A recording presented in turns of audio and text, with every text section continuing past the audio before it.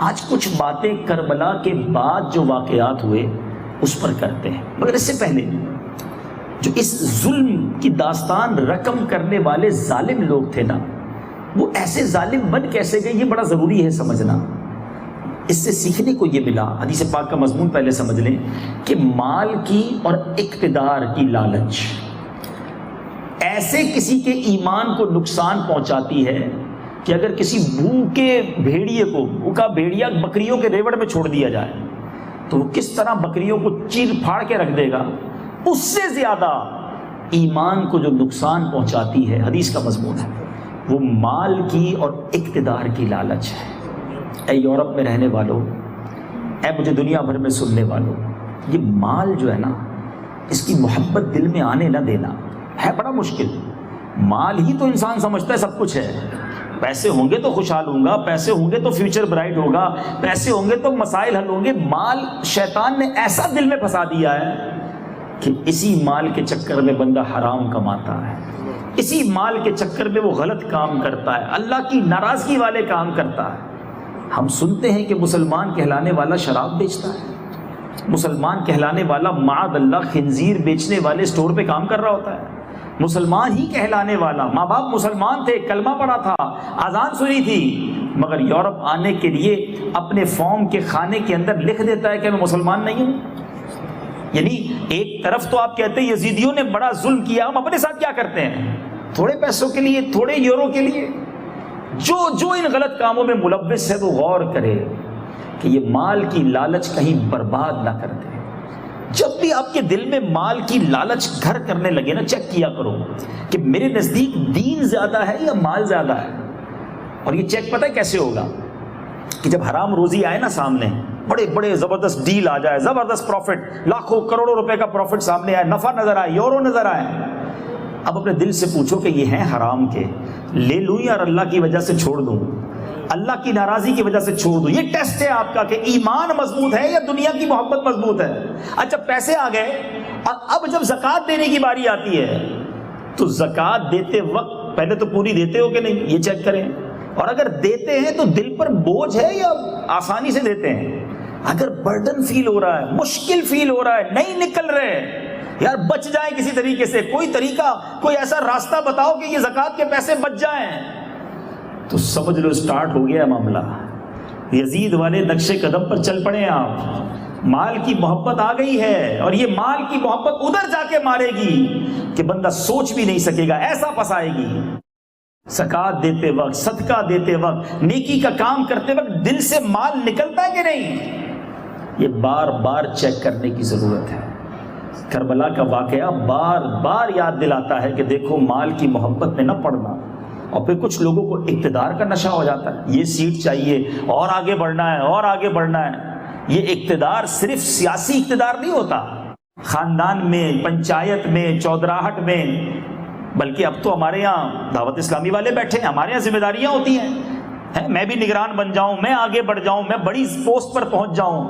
شیطان مردود ہے، کوئی نیک دکھنے والا شخص بھی یہ نہ سمجھے کہ میں جناب شیطان پروف بن گیا ہوں، مجھ پر کوئی شیطان حملہ نہیں کر سکتا، بلکہ میں تو یہ سمجھتا ہوں کہ دیندار آدمی پر شیطان زیادہ حملے کرتا ہے کہ یہ برباد ہو گیا نا، یہ غلطی کرے گا تو سارے لوگ دین کو ہی برا کہیں گے۔ یہی تو ہوتا ہے، کسی ایک مذہبی آدمی سے غلطی ہو جائے، وہ بھی انسان ہے، ہو گئی غلطی، کوئی غلط کام کر دیا، کوئی برا کام کر دیا، کوئی مسٹیک ہو گئی اس سے، اب جو اس کی عزت کا ڈھنڈورا پیٹا جاتا ہے اور صرف اس کو بدنام نہیں کیا جاتا۔ اب کہتے ہیں مولوی ہوتے ہی ایسے ہیں، شیطان یہی تو چاہتا تھا، پہلے عالم دین یا دیندار کو ورگلایا، اس سے مسٹیک کروائی، اور اب پورے دین کو برباد۔ یہ بے وقوفی ہے کہ کسی ایک شخص کی وجہ سے کسی تنظیم یا اسلام کو جو ہے وہ معاذ اللہ نشانہ بنایا جائے۔ تو اللہ کرے کہ سب سے پہلے جو کربلا والوں پر ظلم ہوا، اس ظالموں کی جو وجہ تھی، وہ جب تک روٹ کاز آپ نہیں ڈھونڈیں گے، اپنے آپ کو کیسے بچاؤ گے؟ ہم سمجھ رہے ہوتے میں تو نہیں بگڑ سکتا، میں تو بالکل ٹھیک ہوں۔ نہیں جناب، شیطان نے بڑوں کو بہکا دیا۔ بلم بن باعورہ کے بارے میں آتا ہے، یہ ایسا شخص تھا کہ یہ زمین پر بیٹھ کر لوح محفوظ دیکھ لیا کرتا تھا، ہر دعا قبول ہوتی تھی، مستجاب الدعوات تھا، مگر پیسے کا لالچ لے کر لوگ آئے کہ اتنے پیسے لے لو، حضرت موسیٰ کے خلاف بد دعا کر دو۔ پہلے تو منع کرتا رہا، مگر زیادہ پیسے، ملینز آج کے دور میں، سونا چاندی، بڑا نیک تھا جناب، وہ کیسے بہک گیا؟ پیسہ ایسا بہکا کہ حضرت موسیٰ کے خلاف اس بدبخت نے جب بد دعا کی تو اس کی زبان باہر آ گئی، کفر پر مرا۔ تو خدا را یہ نہ سمجھنا کہ میں محفوظ ہوں، بس ڈرتے رہنا، دعا مانگتے رہنا کہ اللہ بچائے رکھنا، تیرے کرم سے بچ پائیں گے، باقی ہمارے پاس کچھ نہیں مالک۔ بڑے بڑوں کو شیطان نے بہکا دیا، ہم تو کمزور ہیں، ہم بڑے ہی کمزور ہیں مالک، ہماری مدد کیجیے، تو طاقتور ہے، شیطان کے مقابلے میں ہماری مدد کرنا۔ کہیں مال کے لالچ میں، کہیں نفس اور ہوس کے لالچ میں کوئی ایسی غلطی نہ ہو جائے مولا کہ سب کیا کرایا پانی پھر جائے، برباد نہ ہو جائے۔ یاد رکھنا میرے بھائیوں، زندگی میں کوئی بھی مقام پانے میں بڑا ٹائم لگتا ہے، مگر ایک غلطی انسان کو منہ دکھانے کے لائق نہیں رکھتی ہے۔ اللہ مجھے اور آپ کو نفس و شیطان کے واروں سے بچائے رکھے۔ ان لالچیوں نے کر تو دیا، ظلم کی آندھیاں چلا تو دی، مگر یزید کو کتنا ٹائم ملا؟ یزید کو 3 سال، صرف 3 سال حکومت کا موقع ملا۔ اس بدبخت نے ہر برائی کی، ایسی برائیاں کی کہ زبان پر بھی نہیں لا سکتے۔ شراب کے دور چلے، معاذ اللہ، مسجد نبوی شریف کی بے حرمتی کی گئی اس کے دور میں، مگر 39 ایئرز کی ایج میں، ابھی تو جوانی تھی نا، 39 ایئرز کی ایج میں اسے ایک ویرانے میں جا کر ایک عورت نے خنجر کے وار کر کے مار دیا۔ برے کام کے لیے بلایا، حرام کام کے لیے بلایا اور مار دیا۔ کسی کو پتہ ہی نہیں چلا یزید کہاں ہے۔ بڑا جور، بڑا فخر، بڑا جس کو آپ کہیں کہ حکومت کا سربراہ، لوگوں کو پتہ ہی نہیں کدھر ہے۔ کئی دنوں کے بعد جب گئے تو کوے اور گدھ اس کی لاش کو کھا چکے تھے، دفن کرنے جیسا بھی نہیں تھا، پتھر کے اندر دبا دیا گیا۔ کدھر ہے وہ زور، کدھر ہے وہ جناب اقتدار کا نشہ، کدھر گئے وہ پیسے؟ قیامت تک اس پر لعنت پڑتی رہے گی۔ امام حسین شہید ہوئے، مگر بتاؤ نا آج بھی ان کا نام لیتے ہیں تو منہ میں چاشنی آ جاتی ہے، سر ادب سے جھک جاتا ہے۔ ان کی قربانی پر آج بھی آنکھیں اشکبار ہو جاتی ہیں کہ ہمارے تک اسلام پہنچانے کے لیے انہوں نے کتنی بڑی قربانی دی۔ احسان ہے اس امت پر امام حسین اور ان کے خاندان کا، کربلا والوں کا احسان ہے۔ اس احسان کا صلہ ہم کیا دے رہے ہیں؟ ہم کیسے دین کی خدمت کر رہے ہیں؟ امام حسین دنیا سے چلے گئے، اسلام کو زندہ کر گئے۔ شاعر کہتے ہیں نا، قتل حسین اصل میں مرگ یزید ہے، قتل حسین اصل میں مرگ یزید ہے، اسلام زندہ ہوتا ہے ہر کربلا کے بعد۔ جس زبردست ظالم، نام لینے کا بھی جی نہیں چاہتا، خولی بن یزید، یہ وہ بدبخت ہے جس نے امام حسین رضی اللہ تعالیٰ عنہ کا سر ان کے تن سے جدا کیا، آپ کے سر کو کاٹا۔ اس بدبخت کا کیا بنا؟ چند ہی برس کے بعد ایسا پلٹا، دیکھے اللہ کی شان، دیکھے ایسا پلٹا کھایا حالات نے کہ ایک شخص تھا جس کا نام تھا مختار ثقفی، اس کو کنٹرول ملا اور اس نے اعلان کر دیا کہ جتنے بھی امام حسین اور کربلا والوں کے قافلے کو شہید کرنے والے ظالم تھے سب کو ڈھونڈا جائے اور چن چن کر مارا جائے۔ ڈھونڈ کر ان ظالموں کو مارا گیا۔ اور خولی بن یزید کے ساتھ تو کیا ہوا کہ مختار نے پہلے اس کے چاروں ہاتھ پیر کٹوائے، پھر سولی پر چڑھایا اور آخر اسے آگ میں جھونک دیا۔ کدھر گیا وہ زور، کدھر گیا وہ ظلم کہ ہم یہ ہیں ہم وہ ہیں، اتنا اسلحہ تھا، اتنا کنٹرول تھا، گورنری کے وعدے تھے، مگر کچھ نہ بچا۔ شاعر لکھتے ہیں نا ان ظالموں کو مخاطب کرتے ہوئے، اے تشنگانے خون جوانان اہل بیت، دیکھا کہ تم کو ظلم کی کیسی سزا ملی، رسوائے خلق ہو گئے، برباد ہو گئے، اے ظالموں تم کو ذلت ہر دو سرا ملی، تم نے اجاڑا حضرت زہرا کا بوستان، تم خود اجڑ گئے، تمہیں ایسی سزا ملی، دنیا پرستو دین سے منہ موڑ کر تمہیں دنیا ملی، نہ عیش و طرب کی ہوا ملی، آخر دکھایا رنگ شہیدوں کے خون نے، آخر دکھایا رنگ شہیدوں کے خون نے، سر کٹ گئے امان نہ تمہیں ایک ذرا ملی۔ اور کمال کی بات مکتے میں لکھی شاعر نے، وہ لکھتے ہیں پائی ہے کیا نعیم انہوں نے ابھی سزا، ابھی کیا سزا ملی؟ اصل تو ملے گی جب قیامت میں اللہ کی بارگاہ میں پیش ہونا ہے ان ظالموں نے۔ پائی ہے کیا نعیم انہوں نے ابھی سزا، دیکھیں گے وہ جہیم میں جس دن سزا ملی۔ اب اسی طرح ایک اور بڑا مجرم ابن زیاد، یہ گورنر تھا کوفے کا، یزید کے بعد سب سے بڑا ظالم یہ تھا، اس کے آرڈر پر یہ سب کچھ ہوا، مگر اللہ کی شان دیکھیں 6 سال کے عرصے میں عاشورے کا دن تھا، وہی عاشورے کا دن تھا، وہی فرات کا کنارہ تھا، وہی یہ ظالم تھے، اور ان کو فرات کے کنارے چن چن کر قتل کیا گیا۔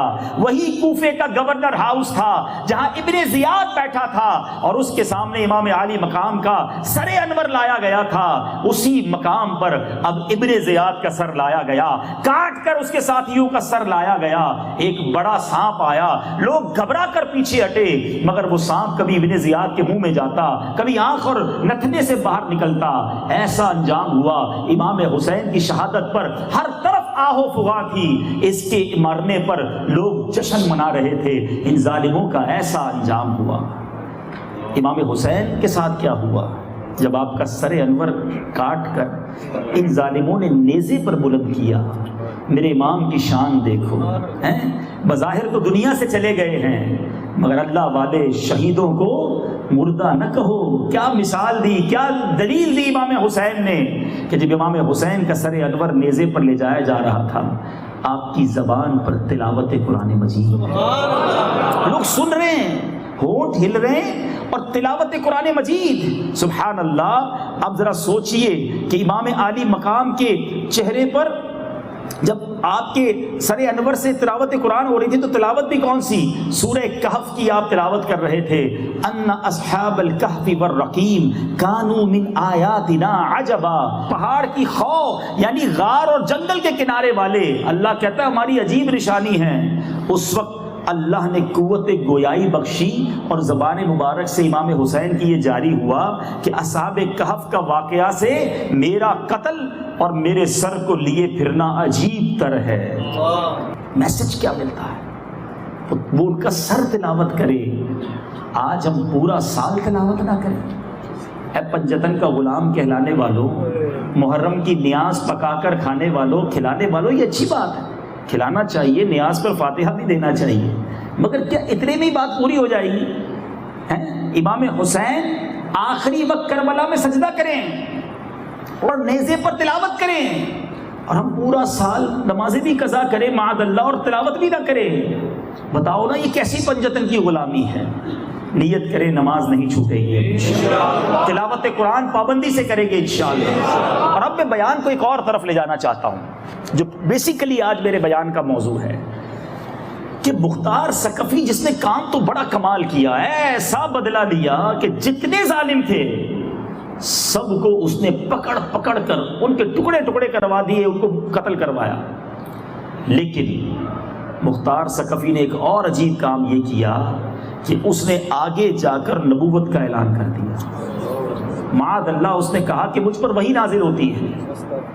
اب عقل حیران ہو جاتی ہے کہ ایک طرف تو اہل بیت کے ان قاتلوں کا اتنا زبردست بدلہ لینے والا، اتنا اچھا کام کرنے والا، اور اینڈ اس کا کیا ہوا کہ اس کا ایمان ہی سلب ہو گیا۔ معاذ اللہ، جو یہ کہہ دے، نبوت کا دعویٰ کرے ہمارے آقا تو خاتم النبیین ہے، سوچ بھی کوئی نہیں سکتا نا، نبی پاک کے بعد کوئی نبی آ ہی نہیں سکتا، لیکن اس شخص نے نبوت کا دعویٰ کیا، کہتا مجھ پہ وحی آتی ہے، اور اب وہ بے ایمان ہو کر مرا۔ جو اس بات سے سیکھنا ہے نا، ہو سکتا ہے کسی کے ذہن میں وسوسہ بھی آئے کہ یار یہ کیسے ممکن ہے کہ اتنا اچھا کام کرنے والا جو ہے وہ بے ایمان ہو کر مرا۔ تو یہاں ایک بات سمجھنی ہوگی کہ اللہ بے نیاز ہے، مجھے اور آپ کو اپنے ایمان کی فکر کرنی ہے۔ اور ایک اور روایت میں آتا ہے نا کہ اللہ تبارک و تعالی اگر چاہے تو فاجر سے بھی دین کا کام لے لیتا ہے، کسی بے ایمان سے بھی دین کی خدمت ہو جائے گی. اپنی دین کی خدمت کو دیکھ کر یہ نہ سوچے کہ میں جناب ایمان سلامت لے کے قبر میں جاؤں گا. ایک حدیث یاد کر لو, انما الاعمال بالخواتیم, اعمال کا دار و مدار خاتموں پر ہے. جس کا خاتمہ ایمان والا ہے نا, پھر نیکی کام آئے گی. نمازیں, روزے, حج, زکوٰۃ, صدقے, یہ سارے جب کام آئیں گے جب ایمان لے کر جائیں گے. ایمان ہی نہیں ہے تو پھر کچھ بھی نہیں ہے. مگر کمال یہ ہے, آج ہمارے پاس تھوڑے پیسے زیادہ ہوں نا, ابھی مثال کے طور پہ اتنے سارے بھائی بیٹھے ہیں, کسی کے پیسے جیب میں 2-3 ہزار یورو پڑے ہوں تو شاید وہ ہر تھوڑی دیر بعد ہاتھ لگائے گا کہ یار پڑے نہیں پڑے, کہیں گر تو نہیں گئے. مہنگا والا موبائل لیا ہو تو موبائل بار بار دیکھتے ہیں. کوئی بھی دنیا میں قیمتی چیز لے, اس کی حفاظت کی ہم فکر کرتے ہیں. اے مسلمانوں مجھے بتاؤ تمہارے پاس سب سے قیمتی چیز کیا ہے؟ بتاؤ نا. ساری دنیا کی دولت ایک طرف, ایمان کی دولت ایک طرف. ایمان کا کوئی نعم البدل نہیں ہے. ایمان نہیں تو بربادی بربادی ہے. مگر مجھے بتاؤ نا, ایمان کی حفاظت کی کتنی فکر کی ہے؟ کب اللہ سے دعا کی ہے اللہ میرا ایمان سلامت رکھیو؟ کب یہ بات معلوم کرنے کی کوشش کی ہے کہ ایمان چلا بھی جاتا ہے تو جاتا ہے تو کن چیزوں سے جاتا ہے؟ کچھ لوگ تو شاید ابھی تک یہی نہیں سمجھے کہ ایمان چھن بھی سکتا ہے, ایمان سلب بھی ہو سکتا ہے. سیدی اعلیٰ حضرت امام اہل سنت فتاوی رضویہ میں لکھتے ہیں کہ جس شخص کو سلب ایمان کا خوف نہیں ہوتا, ڈر ہے کہ اس کا ایمان اس سے مرتے وقت چھین لیا جائے گا. فکر ہی نہیں ہے, ٹینشن ہی نہیں ہے, کوئی خیال ہی نہیں ہے. ہو سکتا ہے ابھی بھی کئی لوگ شاکنگ پوزیشن میں ہوں گے, حیران ہوں گے کہ کیا اس کے لیے بھی ڈرنا ہے, اس کی بھی فکر کرنی ہے. آئیے میں آپ کو چند روایات, پہلے قرآن کی آیت سنیے. اللہ تبارک و تعالیٰ قرآن مجید فرقان حمید میں کیا فرماتا ہے؟ رب قرآن میں فرماتا ہے کہ یہ ایمان جو ہے نا کتنا ضروری ہے, اس کے بغیر زندگی کیسی بیکار ہو سکتی ہے, یہ سمجھنا بہت ضروری ہے. اللہ تعالیٰ قرآن میں فرماتا ہے, پارہ نمبر 2 سورہ بقرہ آیت نمبر 217, وَمَن يَرْتَدِدْ مِنْكُمْ عَنْ دِينِهِ فَيَمُتْ وَهُوَ كَافِرٌ فَأُولَٰئِكَ حَبِطَتْ أَعْمَالُهُمْ فِي الدُّنْيَا وَالْآخِرَةِ وَأُولَٰئِكَ أَصْحَابُ النَّارِ هُمْ فِيهَا خَالِدُونَ. ترجمہ سنو میرے میٹھے اسلامی بھائیوں, ڈرو اللہ سے, بار بار ایمان کی حفاظت کی دعا مانگو. اللہ قرآن میں فرماتا ہے, اور تم میں جو کوئی اپنے دین سے پھرے پھر کافر ہو کر مرے تو ان لوگوں کا کیا اکارت گیا, حبطت اعمالہم, ان کے اعمال ختم, فنش, دنیا میں اور آخرت میں, اور وہ دوزخ والے ہیں. ہم فیہا خالدون, انہیں اس میں ہمیشہ رہنا ہے. یاد رکھنا, جو بے ایمان ہو کر گیا نا دنیا سے, اس کے پاس چانس نہیں ہے جنت میں آنے کا, ہمیشہ ہمیشہ کے لیے جہنم اس کا ٹھکانہ ہوگا. کون کرتا ہے اپنے ایمان کی فکر؟ مجھے بتاؤ نا. دعا بھی کرتے ہو تو بچوں کے لیے, فیملی کے لیے, کاروبار کے لیے, روزی کے لیے, صحت کے لیے, کب مانگی اللہ سے یا اللہ میرا ایمان سلامت رکھنا؟ آؤ میں آپ کو نبی پاک کی ایک دعا بتاتا ہوں صلی اللہ تعالیٰ علیہ وسلم. حالانکہ میرے آقا وہ ہیں جن کے صدقے میں اور آپ مسلمان ہیں. ہم پڑھتے ہیں نا, تیرے صدقے میں آقا سارے جہاں کو دین ملا. ارے آقا کے صدقے سب کو دین ملا ہے. مگر نبی پاک کی دعا تو سنو, میرے آقا کیا دعا کرتے ہیں, یا مقلب القلوب ثبت قلبی علی دینک. اے دلوں کو پھیرنے والے, میرے دل کو اپنے دین پر ثابت قدمی عطا فرما. یہ دعا مانگتے رہا کرو, اللہ سے عرض کرتے رہا کرو, اللہ ایمان چھن نہ جائے. سنو سنو, اگر آپ مسلمان گھر میں پیدا ہوئے اور بوڑھے ہو گئے ہو مسلمان ہو کر بھی, تو ڈرتے رہنا. اللہ کے حبیب کی حدیث سناتا ہوں. نبی پاک فرماتے ہیں, جس کا مضمون ہے کہ 4 قسم کے لوگ ہوتے ہیں. There are 4 categories. نمبر 1, کچھ لوگ مسلمان پیدا ہوئے, مسلمانوں والی زندگی گزاری, اور ان کا خاتمہ بھی ایمان پر ہوتا ہے. ہم اللہ سے دعا کرتے ہیں, اللہ ہمیں اسی کیٹیگری میں رکھنا. تو نے ہی کرم کیا, ہمیں مسلمان ماں باپ کے گھر میں پیدا کیا, ہمارا اس پہ کوئی کمال نہیں تھا, اب تک بھی تو نے ہی مسلمان رکھا ہے. اے اللہ ہمیں ایمان پر ہی موت عطا فرمانا. دوسری کیٹیگری, آقا فرماتے ہیں صلی اللہ تعالیٰ علیہ وسلم, کچھ لوگ غیر مسلم پیدا ہوتے ہیں, غیر مسلم گھرانے میں پیدا ہوتے ہیں, ٹھیک ہے, اور غیر مسلموں والی زندگی ہی گزارتے ہیں, اور کفر پر ہی ان کا خاتمہ ہوتا ہے. بڑی تعداد ہے ایسے, لاکھوں کروڑوں لوگ ہیں دنیا میں ایسے. مگر اب جو 2 کیٹیگری ہے نا, وہ ذرا غور سے سنیے. نبی پاک فرماتے کچھ لوگ کفر پر پیدا ہوتے ہیں, کفر گھرانے میں پیدا ہوتے ہیں, زندگی بھی غیر مسلموں والی گزارتے ہیں, مگر مرنے سے پہلے ایمان ملتا ہے اور مومن ہو کر دنیا سے جاتے ہیں. اور یہ بڑی تعداد ہے دنیا میں اس وقت. دا موسٹ گروئنگ ریلیجن، سب سے زیادہ تیزی سے پھیلنے والا اگر کوئی مذہب ہے تو وہ اسلام ہے. آپ کے یورپ میں بھی آپ دیکھ لیں تو پتہ کیا چلا کہ کفر والی زندگی تھی، مرنے سے پہلے ایمان قبول کیا. میں جب بھی یہ بیان کرتا ہوں ایک واقعہ نہیں بھولتا. ہانگ کانگ میں ہمارے اسلامی بھائی ایک مریض کی عیادت کرنے گئے ہاسپٹل کے اندر. تو ہمارے اسلامی بھائی تھے، امامہ وغیرہ پہنا تھا، ایک مریض مسلمان کی عیادت کی. برابر میں ایک غیر مسلم بڑی عمر کا بوڑھا شخص بھی بیٹھا تھا، لیٹا ہوا تھا بستر پہ. اس نے دیکھا یہ عجیب و غریب قسم کے لوگ ہیں، ان کا چہرہ بھی، داڑھی، امامہ. تو اس نے اشارہ کیا کہ آپ لوگ کون ہیں. ہمارے اسلام پہ اس کے بستر پر پہنچ گئے، جا کے اسے بتایا کہ ہم مسلمان ہیں اور ہم اپنے بھائی کی عیادت کرنے آئے ہیں. اس نے مزید کچھ اسلام کے بارے میں پوچھا.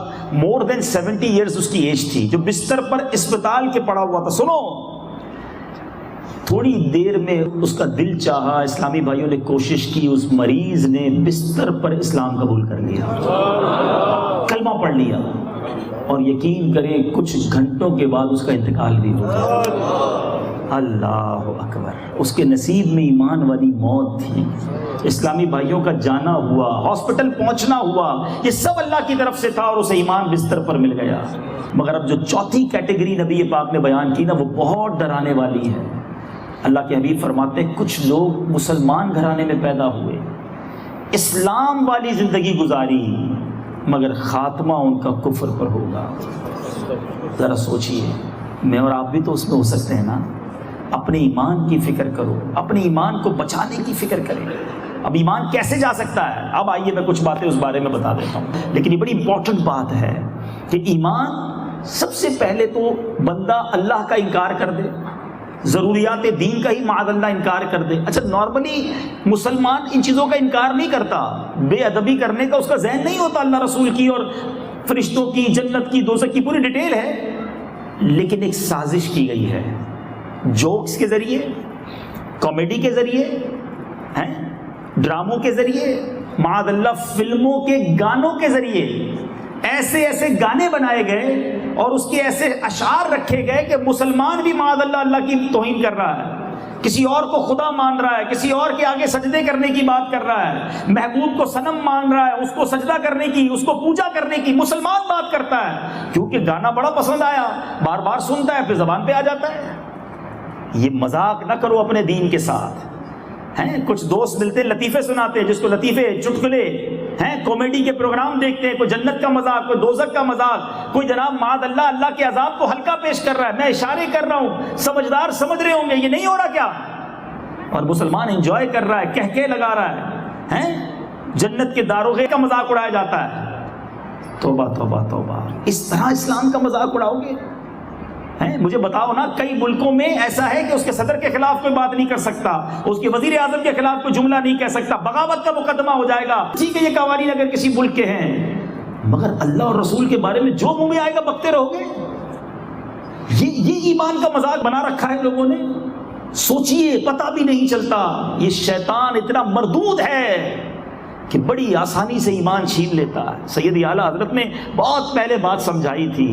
فرماتے ہیں سونا جنگل، رات اندھیری، چھائی بدلی کالی ہے، سونے والوں جاگتے رہیو، چوروں کی رکھوالی ہے.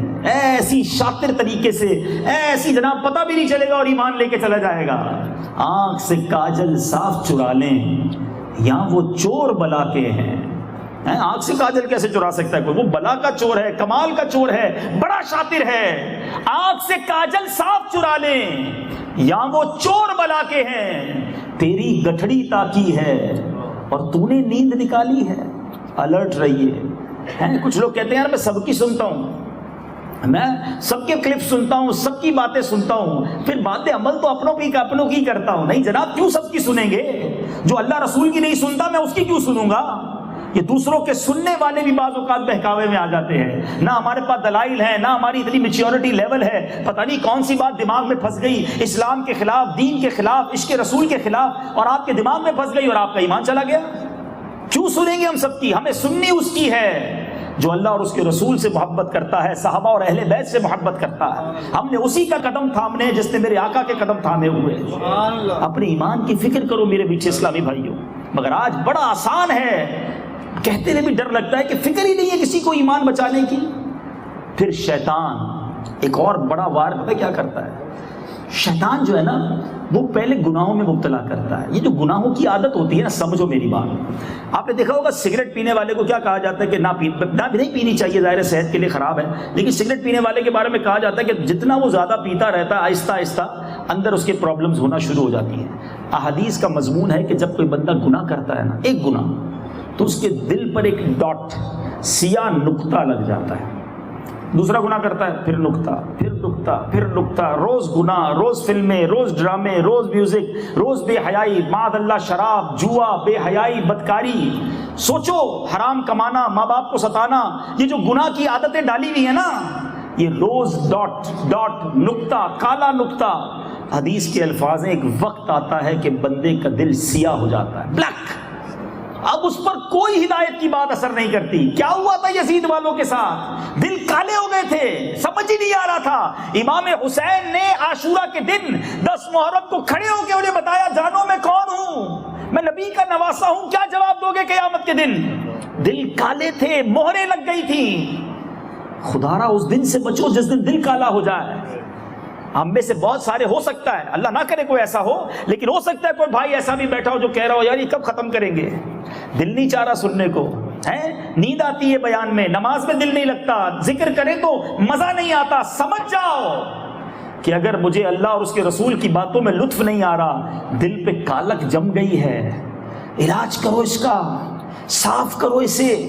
اللہ اور اس کے رسول کی باتیں تمہیں اچھی نہیں لگ رہی تو بیماری ہے، گھبرانا نہیں، بھاگ نہیں جانا۔ یہ بھی پرابلم ہے، جس کو نماز میں دل لگتا ہے کہتا ہے میں نماز ہی نہیں پڑھتا، میرا قرآن پڑھتا ہوں نیند آنے لگ جاتی ہے، ذکر کرتا ہوں تو دل ہی نہیں لگتا۔ چلو آج علاج بھی بتا دیتا ہوں۔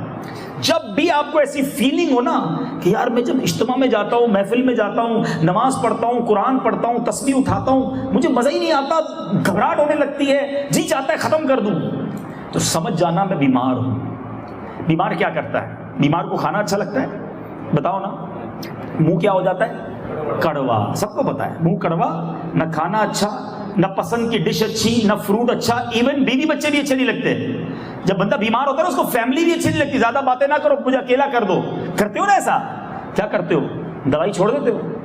نہیں، کڑوی لگتی ہے دوائی مگر آپ جاری رکھتے ہو۔ جیسے ہی بیماری دور ہوتی ہے کھانا اچھا لگنے لگ جاتا ہے، جیسے ہی بخار ختم ہوتا ہے فیملی بھی اچھی لگنے لگ جاتی ہے، ساری لائف واپس ٹھیک ہو جاتی ہے، بیماری ہٹی، جو پرابلم تھی وہ ختم ہو گئی۔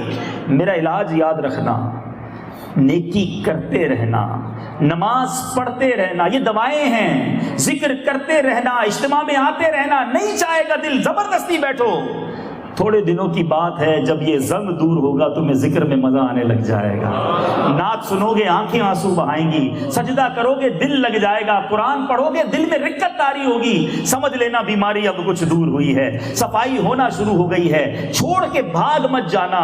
تو اے میرے میٹھے اسلامی بھائیو، شیطان کیا کرتا ہے؟ پہلے چھوٹے گناہ میں بالکل کہتا ہے یہ تو مسئلہ ہی کوئی نہیں نا، میں تھوڑی شراب پیتا ہوں، میں تو دوستوں کے ساتھ بیٹھتا ہوں، لوگ کہتے ہیں میں جوا نہیں کھیلتا، اب کیا کروں، دوست رات کو بیٹھے پتے تاش کھیلتے ہیں، میں ایسے ہی بیٹھ جاتا ہوں، میں کچھ نہیں کرتا بھائی، میں تو صرف ان کو کمپنی دیتا ہوں۔ پہلے شیطان یہی کروائے گا آپ سے کہ بیٹھ جاؤ نا، تم کون سا کر رہے ہو؟ پھر ایک قدم آگے، پھر دوسرا قدم آگے۔ پوچھو کسی شرابی سے کہ کبھی امی ابو نے شراب پلائی تھی؟ بڑے بھائی نے شراب پلائی تھی؟ نہیں جناب، وہی دوست تھے جن کے ساتھ اب یہ سوچ کر بیٹھے تھے کہ میں نہیں پیتا مگر ایک بار پی لی، اور آخر شرابی بن گئے، ہیروئنچی بن گئے، نشئی بن گئے۔ بڑے بڑے جس قدر ایڈکشن میں لوگ ہیں، پوچھو اسٹارٹ کدھر سے ہوا تھا؟ ان کا ارادہ نہیں تھا، ایک کشی لے لو یار، بس ایک بار ٹیسٹ تو کرو کیسا ہے، آخر پڑ گیا بندہ گناہ میں۔ یہی شیطان کا ہر گناہ کے بارے میں پلان ہے۔ میں آپ کو ایک واقعہ سناتا ہوں، اتنا اندوہناک واقعہ ہے، یہ سنو گے نا تو بات یہ پوری کلیئر ہو جائے گی کہ یہ ظالم وار کیسے کرتا ہے۔ ماجرا کیا ہوا، بنی اسرائیل میں ایک بہت عابد شخص تھا، بہت بڑا عبادت گزار، بہت عبادت کرتا، اس کے چرچے تھے عبادت کے۔ 3 بھائی تھے، ان کی ایک بہن تھی، تینوں بھائیوں کو کہیں سفر پہ جانا تھا، کہا یار بہن کو کدھر چھوڑیں؟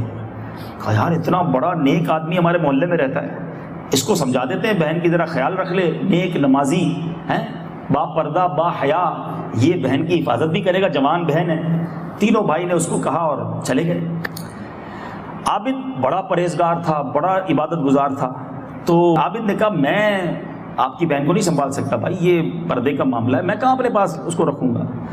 تو انہوں نے، تینوں بھائیوں نے بڑا اصرار کیا، تو انہوں نے کہا اچھا ایسا کریں، اب آپ نے کرنا ہی ہے نا، تو میرے عبادت خانے کے سامنے کسی گھر میں اس کو چھوڑیں، میرے گھر میں نہیں، میں کیسے جوان لڑکی کو ساتھ رکھوں، تو میں ادھر کبھی کبھی جا کے اس کی خیریت پوچھ لوں گا، باقی وہ الگ اور میں الگ۔ تینوں بھائیوں نے ایسا ہی کیا۔ لڑکی جو ہے وہ عابد کے گھر کے قریب رہتی تھی۔ عابد کہتے ہیں عبادت کرنے والے، یہ عبادت میں لگا رہتا۔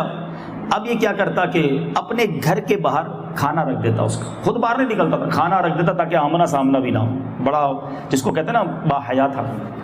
تھوڑے دنوں بعد شیطان نے اس کے دل میں خیال ڈالا، یار جوان لڑکی ہے، روز بیچاری وہ گھر سے آتی ہے تیرے دروازے تک، تو اس کے دروازے میں جا کے کھانا رکھ دیا کر۔ پہلا اسٹیپ، تو بات تو ٹھیک ہے۔ وہ گیا اور اس نے جا کے اس کے دروازے پر کھانا رکھنا شروع کیا۔ تھوڑے دنوں بعد شیطان کہتا ہے بیچاری اتنے دنوں سے اکیلی گھر میں ہے، اندر کھانا دے کر کچھ بات چیت تو کر لیا کر، کتنے دنوں سے اکیلی ہے، کس سے بات کرے گی؟ ہاں کہا یہ بھی بات ٹھیک ہے۔ جناب اب گھر کے اندر جانا شروع ہوا، بات چیت کا سلسلہ شروع ہوا۔ اب تھوڑی دیر بات نہیں ہے، پورا دن باتیں ہوتی رہیں۔ اب میرے اشارے سمجھتے جاؤ، جو ٹیلی فون پر پہلے بہن سمجھ کر، کزن سمجھ کر باتیں کرتے ہیں، ہم تو اچھی باتیں کرتے ہیں، میں تو دین سکھاتا ہوں، یہ بھی کہتے لوگ، میں تو جناب اس کو دین سمجھا رہا ہوں، تم بڑے عالم دین بنے ہوئے، پہلے اپنے دین کا تو حال دیکھو، ٹیلی فون پہ لڑکیوں کو ہی دین سکھانا ہے۔ اور آہستہ آہستہ پھر شیطان رنگ ڈالتا ہے، نہیں میں تو اپنی بہن سمجھتا ہوں، منہ بولی بہن ہے۔ یہی شیطان نے اس کے ساتھ کیا، پہلے 2 منٹ، اب پورا دن گھر میں بیٹھ کر یہی باتیں۔ آخر کار وہ ہو گیا جو نہیں ہونا چاہیے تھا، وہ کام ہو گیا جو نہیں ہونا چاہیے تھا۔ اتنا بڑا عابد، اب دیکھو پہلا گناہ کروایا نا، پہلے چھوٹے گناہ پھر بدکاری، اب کیا ہوا، وہ عورت ہو گئی حاملہ، ٹھیک ہے، اب اس کو ہوا بچہ۔ شیطان نے اب اس کو کہا کہ اس کے بھائی آئیں گے تو تم کیا جواب دو گے؟ اس کا ایک ہی حل ہے، اس کو مار دو۔ لڑکی کو بھی قتل کیا، بچے کو بھی قتل کیا، اور بڑا گناہ ہے، پہلے بدنگاہی، پھر بدکاری، پھر قتل۔ اب کیا ہوا، دفن کر دیا اور عبادت کرنے لگا۔ بھائی آئے، کہ بہن کہاں ہے ہماری؟ تو کہتا ہے تمہاری بہن جو ہے وہ تو اس کا انتقال ہو گیا، میں نے قبرستان میں جا کر اسے دفنا دیا، تم تو رابطے میں نہیں تھے، ایک قبر بھی جا کے دکھا دی کہ یہ قبر ہے تمہاری بہن کی۔ بھائی آئے اور رو دھو کر بہن کی فاتحہ پڑھی، سو گئے۔ اللہ اکبر۔ اب شیطان ایک آدمی کی شکل میں ایک بھائی کے خواب میں آیا اور بہن کا پوچھا، اس نے کہا بہن تو مر گئی ہے، قبرستان میں دفن بھی ہوئی۔ شیطان نے کہا وہ مری نہیں ہے، اس عابد نے تمہاری بہن کی عزت کو لوٹا ہے، بچہ پیدا ہوا اسے بھی مارا ہے، بہن کو بھی مارا ہے، اس کے گھر کے پیچھے والے دالان میں باغ میں اس کی لاش دفن ہے، جا کر دیکھو۔ صبح بھائی اٹھا، اپنے بھائی کو خواب بتایا، کہا میرے بھی خواب میں یہی آیا۔ تیسرے بھائی نے کہا میرے خواب میں بھی یہی آیا۔ تینوں بھائیوں کے خواب میں جا کے شیطان نے اس کو ساری بات بتا دی۔ اس عابد کے باغ کو کھودا گیا، بہن کی لاش بھی نکلی، بچے کی لاش بھی نکلی، پورے علاقے میں اس کا جو ڈنڈورا پیٹا گیا، جو اس کو مارا گیا، آخر کار اس کو پھانسی کی سزا گورنمنٹ کی طرف سے سنا دی گئی، بالکل پھانسی کے تختے پر تھا۔ اب شیطان اس کے سامنے آیا تو شیطان نے اس کو کہا کہ دیکھو میں نے تیرے حال کیا کیا ہے، پہلے تجھے عورت کے فتنے میں ڈالا، پھر قتل کروایا، اب تم میرا ایک کہنا مانو تو میں تمہیں بچا لوں گا۔ کہتا ہے اب بچا لو گے؟ کہا ابھی بچا لوں گا۔ کہا ابھی تم اللہ کا انکار کر دو، تم مذہب اسلام سے منہ پھیر لو۔ اس عابد عبادت گزار نے دین سے منہ پھیر لیا، ایمان سے خارج ہوا، اور شیطان اس سے دور بھاگ گیا، پھانسی کا بندہ کھینچا گیا اور وہ بندہ بے ایمان مر گیا۔ یہ ہے شیطان۔ پلیز ٹرائی ٹو انڈرسٹینڈ، خدا را سمجھو میرا اور آپ کا سب سے بڑا دشمن شیطان ہے، اور اس کا الٹیمیٹ گول، اس کا آخری وار یہی ہے کہ میرا اور آپ کا ایمان چھین لے، ہم مسلمان ہو کر قبر میں نہ جائیں، وہ اس کا ٹارگٹ ہے۔ اب آپ بتائیے اس ٹارگٹ سے بچنے کے لیے ہم کیا کر رہے ہیں؟ اللہ کی قسم، جب بھی میں یہ جو آیت قرآنی میں پڑھنے جا رہا ہوں، جب بھی آیت پڑھتے ہیں نا، جس کو کہتے ہیں نا دل ہل جاتا ہے، ہم میں سے سارے لوگ کہتے ہیں یہ بندہ بڑا کامیاب ہے، اس کے بڑے کاروبار ہیں، یہ بڑا سکسیسفل ہے، اس کے پاس فلاں ملک کا پاسپورٹ ہے، یہ بڑا کامیاب ہے، اس کی آواز بڑی اچھی ہے، لوگ اس کے ہاتھ چومتے ہیں، یہ جناب بڑا پاپولر ہے، لوگ اس کے پیچھے۔ سنو پاپولر، سنو کامیاب کون ہے؟ قرآن کہتا ہے، اللہ مجھے اور آپ کو یہ کامیابی عطا کرے۔ قرآن فرماتا ہے فَمَن زُحْزِحَ عَنِ النَّارِ وَأُدْخِلَ الْجَنَّةَ فَقَدْ فَازَ۔ قرآن کہتا ہے سنو کامیاب کون ہے؟ جو آگ سے بچا کر جنت میں داخل کیا گیا وہ مراد کو پہنچا، وہ ہے کامیاب جو جنت میں چلا گیا۔ جو آگ سے بچا کر داخل کر دیا گیا جنت میں وہ کامیاب ہے۔ ہم دنیا کے مال کو، دنیا کے مقام کو کامیابی سمجھ بیٹھے۔ سوچو اگر ادھر آگ میں ڈال دیا گیا تو کدھر جائیں گے؟ قرآن کہتا ہے وَمَا الْحَيَاةُ الدُّنْيَا إِلَّا مَتَاعُ الْغُرُورِ، اور دنیا کی زندگی تو یہی دھوکے کا مال ہے، کہ زندگی ہے ہی دھوکا، ہم اسی کو سب کچھ سمجھے بیٹھے ہیں۔ کامیاب وہ ہے جو جہنم سے بچا کر جنت میں داخل کر دیا گیا۔ مانگو اپنے رب سے جنت، گر گڑاؤ اس کے آگے کہ مولا دنیا تو بہت اچھی کر دی ہے۔ اے یورپ میں رہنے والوں، تمہیں اللہ نے بہت سو سے اچھا بنایا ہے، تم بھوکے نہیں سوتے، تمہارے پاس دنیا کا مال تو آ گیا ہے، شاید بہت سو کے پاس کاغذات بھی آ گئے ہیں، مگر یہ کامیابی نہیں ہے۔ کامیابی یہ ہے کہ ہم جنت میں داخل کر دیے جائیں۔ کبھی کبھی سوچتے ہوگے اتنے اچھے موسم میں، ایسے گرین ملک میں، اتنی زبردست جگہ پر رہتا ہوں، سوچے وہ شخص کہ اگر قبر میں گیا اور سانپ اور بچھو ہوں گے تو میرا کیا بنے گا؟ اگر ایمان ہی نہ بچا تو میں کدھر جاؤں گا؟ جنت کی تیاری کرو، اپنے ایمان کی حفاظت کرو۔ ہمارے اسلاف کو ایمان چھن جانے کا کیسا خوف ہوتا تھا۔ سنو، میں ان لوگوں کی بات کرتا ہوں جو قطعی جنتی تھے، جن کو جنت کا مژدہ نبی پاک نے دنیا میں سنایا۔ امیر المومنین حضرت فاروق اعظم رضی اللہ تعالیٰ عنہ کا قول ہے، یہ فاروق وہ ہیں، حضرت عمر وہ ہیں جن کے بارے میں میرے آقا فرمائے اگر میرے بعد کوئی نبی ہوتا تو عمر ہوتا۔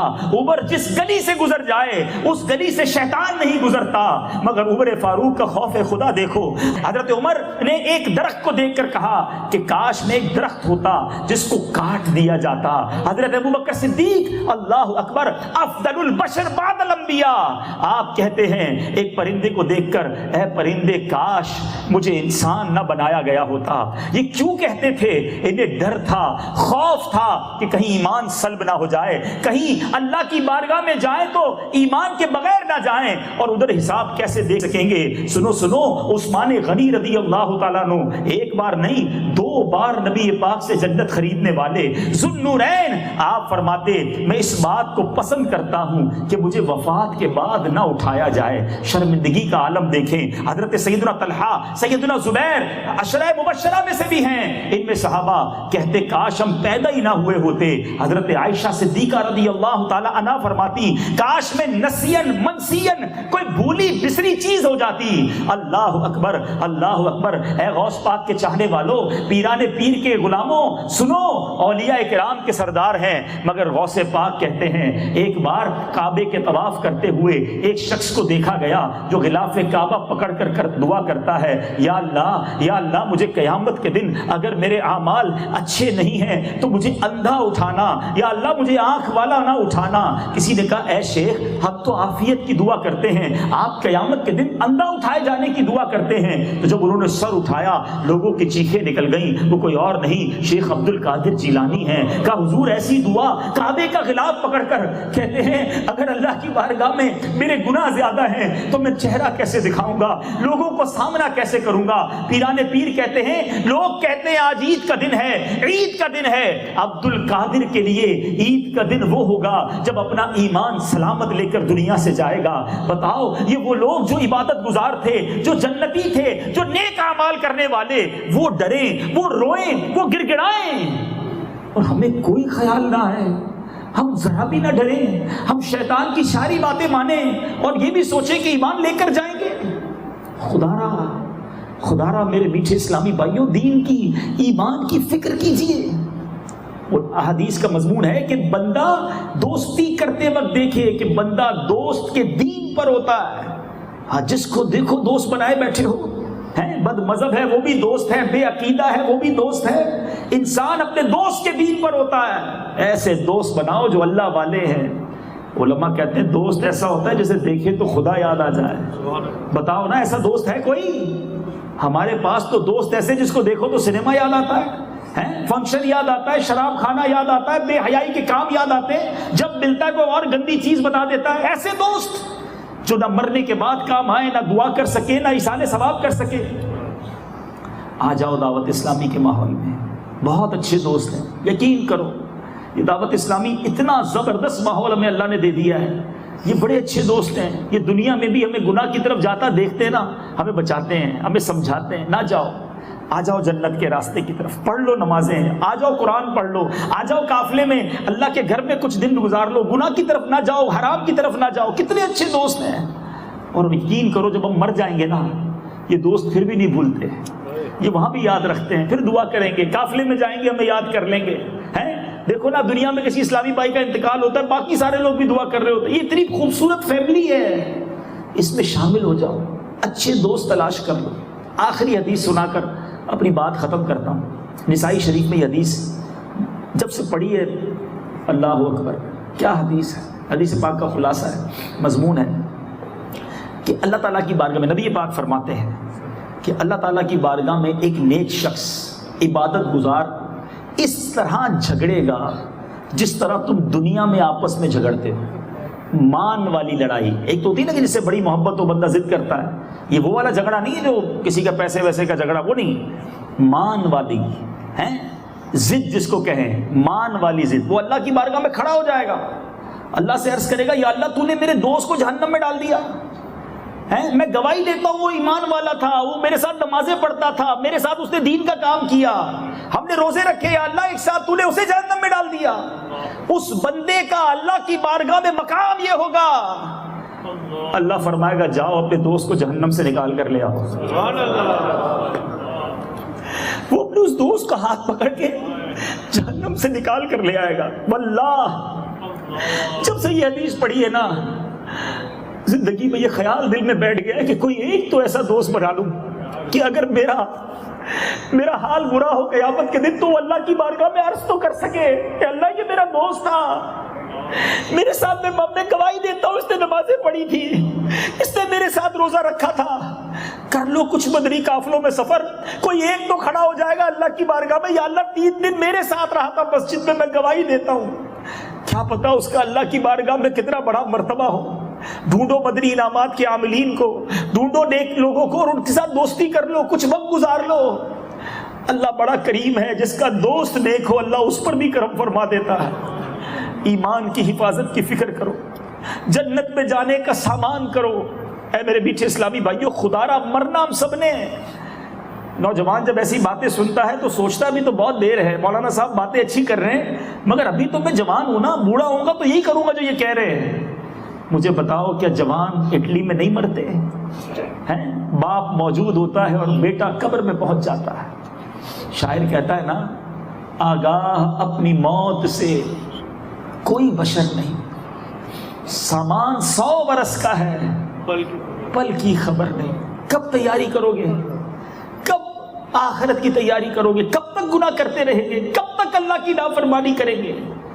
آپ کے اور میرے موبائل میں آج کل ایک میسج آتا ہے کہ آپ نے اپنا جو بیلنس ہے وہ 80% یوز کر لیا ہے، 80% ڈیٹا یوز کر لیا ہے، ٹاپ اپ کرا لیجئے، پیسے ڈلوا لیجئے. 2 دن بعد پھر ایک میسج آتا ہے 90% یوز ہو گیا، اب تو کروا لیجئے. فوراً جاتے نا پیسے ڈلواتے، بھائی ڈیٹا ختم ہونے والا ہے. زندگی ختم ہونے کا کوئی میسج نہیں آئے گا کہ جناب 80% زندگی یوز ہو گئی ہے، اب توبہ کر لیجئے. 90% یوز ہو گئی ہے، سجدے کر لیجئے. ارے اب تو 2% رہ گئی ہے، اب مسجد میں گزار لیجئے. نہیں جناب، صبح بندہ گھر سے یہ کہہ کر نکلتا ہے کہ شام کو آؤں گا، یہ والا کھانا بنا کے رکھنا، یہ والے کپڑے استری کر کے رکھنا. کھانا بھی ریڈی ہوتا ہے، کپڑے بھی استری ہوتے ہیں اور اطلاع آتی ہے کہ جنازہ گھر کو آ رہا ہے. کب تیاری کرو گے؟ نہیں ملے گا ایکسٹرا ٹائم. خدا را سمجھو یہی وہ ٹائم ہے جو آخرت کی تیاری کا ٹائم ہے، یہی وہ ٹائم ہے جو نمازیں پڑھنے کا ٹائم ہے، یہی وہ ٹائم ہے جو توبہ کرنے کا ٹائم ہے. اپنے ایمان کی فکر کرو میرے میٹھے اسلامی بھائیوں. مختار ثقفی کا یہ جو واقعہ ہے نا، یہ ڈرا دینے کے لیے کافی ہے کہ بڑا کام کرنے کے بعد بھی بے ایمان مرا. کہیں ہم یہ نہ سمجھے کہ میں تو دین کا بڑا کام کرتا ہوں، پتہ نہیں ہمارے بارے میں کیا اللہ کی خفیہ تدبیر ہے۔ بس آج کے اس اجتماع میں ہم اللہ سے دعا کرتے ہیں، اللہ ہم نے کچھ نہیں کیا ہے، ہمارے پاس کوئی چیز نہیں ہے تیری دربار میں پیش کرنے والی، تو اپنے کرم سے ہمارا ایمان سلامت رکھنا۔ مسلمان پیدا کیا یہ بھی تیری مہربانی، اے اللہ بس اب ایمان کے ساتھ، عافیت کے ساتھ، ایمان سلامت لے کر ہم قبر میں جائیں۔ اللہ ایسا کرم کر دینا کہ ایمان والی، عافیت والی، مدینے والی، نبی پاک کی دین والی موت عطا فرمانا۔